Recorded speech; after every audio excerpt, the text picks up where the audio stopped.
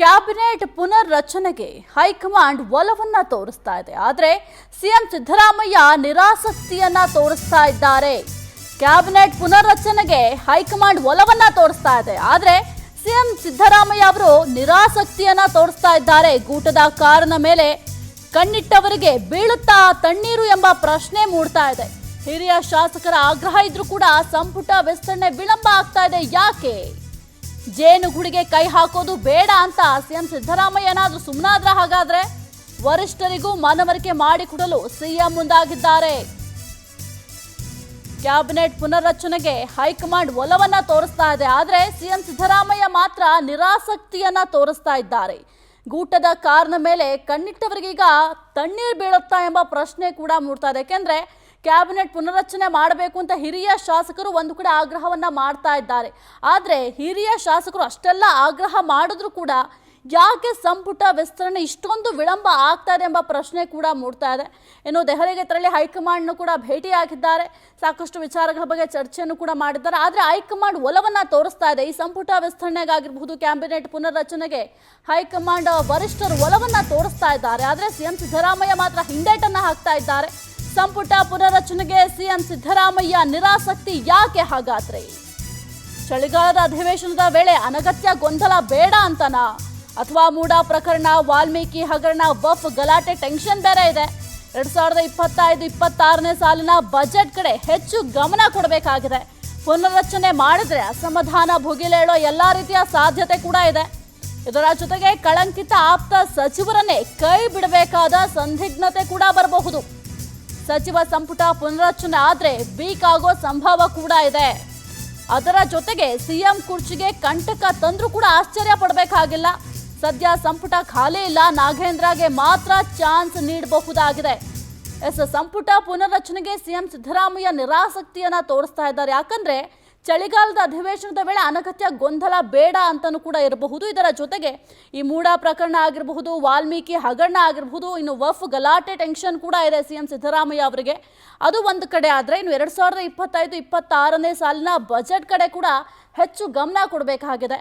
ಇನ್ನು ಪುನರ್ರಚನೆ ಮಾಡಿದ್ರೆ ಅಸಮಾಧಾನ ಕೂಡ ಭುಗಿಲೇಳೋ ಸಾಧ್ಯತೆ ಇದೆ. ಯಾಕೆಂದರೆ ಕೆಲವೊಂದಿಷ್ಟು ಜನ ಈ ವಿಚಾರವಾಗಿ ಅಸಮಾಧಾನ ಕೂಡ ವ್ಯಕ್ತಪಡಿಸಬಹುದು. ಈಗ ಆಲ್ರೆಡಿ ಕಾಂಗ್ರೆಸ್ನಲ್ಲಿ ಸಿಎಂ ಸಿದ್ದರಾಮಯ್ಯ ಪರ ಕೆಲವೊಂದಿಷ್ಟು ಬ್ಯಾಟನ್ನು ಬೀಸ್ತಾ ಇದ್ದಾರೆ. ಇನ್ನು ಡಿ.ಕೆ ಶಿವಕುಮಾರ್ ಪರ ಕೆಲವೊಂದಿಷ್ಟು ಮಂದಿ ಬ್ಯಾಟನ್ನು ಬೀಸ್ತಾ ಇದ್ದಾರೆ. ಹಾಗಾಗಿ ಏನು ಮಾಡ್ತಾರೆ ಅಂತ ನೋಡಬೇಕಾಗುತ್ತೆ. ಪುನರ್ರಚನೆ ಯಾಕಿಷ್ಟು ವಿಳಂಬ ಆಗ್ತಾ ಇದೆ ಅನ್ನೋದು ಎಲ್ಲರಲ್ಲೂ ಕೂಡ ಕಾಡ್ತಾ ಇರುವಂತಹ ಪ್ರಶ್ನೆ ಆಗಿದೆ. ಇನ್ನು ಕಳಂಕಿತ ಆಪ್ತ ಸಚಿವರನ್ನ ಕೈ ಬಿಡಬೇಕಾದ ಸಂದಿಗ್ಧತೆ ಕೂಡ ಸಿಎಂ ಸಿದ್ದರಾಮಯ್ಯ ಅವ್ರಿಗೆ ಬರುತ್ತೆ.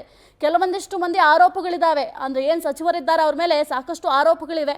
ಹಾಗಾಗಿ ಅವರನ್ನ ಕೈ ಬಿಡುವ ಸಂದಿಗ್ಧತೆ ಬರಬಹುದು ಎಂಬ ಕಾರಣಕ್ಕೂ ಕೂಡ ವಿಳಂಬ ಆಗ್ತಾ ಇರುವ ಸಾಧ್ಯತೆ ಕೂಡ ಇದೆ.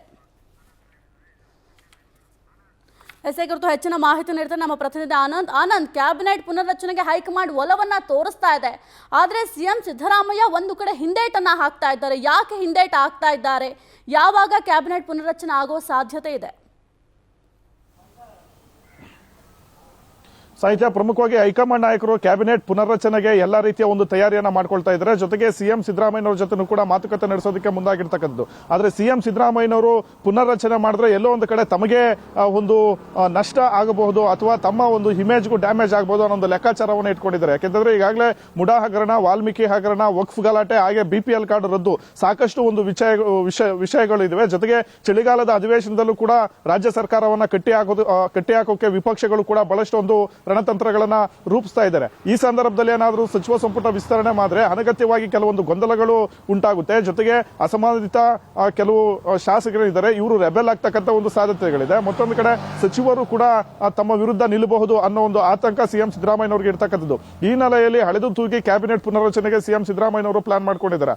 ಈ ಕಡೆ ತಮ್ಮ ಆಪ್ತರೆ ಕಳಂಕಿತರನ್ನ ಕೈ ಬಿಡಬೇಕು ಅನ್ನೋ ಒತ್ತಾಯ ಬಹಳಷ್ಟು ಒಂದು ಶಾಸಕರು ಮಾಡ್ತಾ ಇರ್ತಕ್ಕಂಥದ್ದು. ಆದ್ರೆ ಬಹುತೇಕ ಸಚಿವರೇನಿದ್ದಾರೆ ಇವರೆಲ್ಲರೂ ಕೂಡ ಸಿದ್ದರಾಮಯ್ಯ ಸಿದ್ದರಾಮಯ್ಯ ಆಪ್ತರಾಗಿರ್ತಕ್ಕಂಥದ್ದು. ಅಬಕಾರಿ ಇಲಾಖೆಯಲ್ಲಿ ಭ್ರಷ್ಟಾಚಾರ ಆರೋಪ ಹೊತ್ತಿರ್ತಕ್ಕಂಥ ತಿಮ್ಮಾಪುರ್ ಅವರು ಸಿದ್ದರಾಮಯ್ಯ ಆಪ್ತ ಬಳಗದಲ್ಲಿದ್ದಾರೆ. ವಕ್ಫ್ ಗಲಾಟೆ ವಿವಾದಗಳನ್ನ ಒತ್ಕೊಂಡಿರ್ತಕ್ಕಂಥ ಜಮೀರ್ ಅವರು ಕೂಡ ಸಿದ್ದರಾಮಯ್ಯನವರ ಆಪ್ತ ಬಳಗದಲ್ಲಿರ್ತಕ್ಕಂಥದ್ದು. ಬೈತಿ ಸುರೇಶ್ ಅವರು ಕೂಡ ಆಪ್ತ ಬಳಗದಲ್ಲಿ, ಹಾಗೆ ವೆಂಕಟೇಶ್, ಬೋಸರಾಜ್ ಸೇರಿದಂತೆ ಬಹಳಷ್ಟು ಸಚಿವರು ಸಿದ್ದರಾಮಯ್ಯನವರ ಆಪ್ತ ಬಳಗದಲ್ಲಿ ಇರ್ತಕ್ಕಂಥದ್ದು. ಒಂದು ವೇಳೆ ಯಾರನ್ನಾದ್ರೂ ಕೈ ಬಿಡಬೇಕಾದ್ರೆ ಈ ಒಂದು ಸಚಿವರನ್ನೇ ಕೈ ಬಿಡಬೇಕಾದಂತಹ ಒಂದು ಸಂದಿಗ್ಧತೆ ಸಿಎಂ ಸಿದ್ದರಾಮಯ್ಯನವರಿಗೆ ಎದುರಾಗಿರ್ತಕ್ಕಂಥದ್ದು.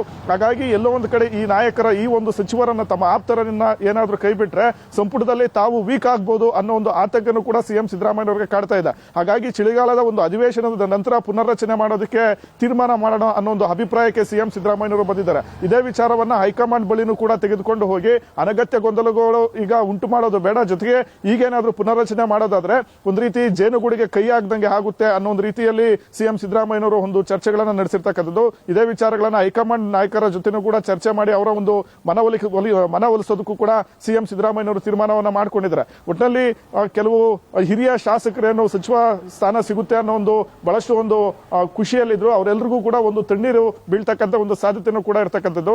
ಜೊತೆಗೆ ಮುಂದೆ ಬಜೆಟ್ಗೆ ಒಂದು ತಯಾರಾಗಬೇಕಾದಂತ ಒಂದು ಅನಿವಾರ್ಯತೆ ಇದೆ. ಮತ್ತೆ ಸಚಿವರ ಒಂದು ಸಲಹೆಗಳನ್ನು ಕೂಡ ಪಡೆದುಕೊಳ್ಬೇಕು.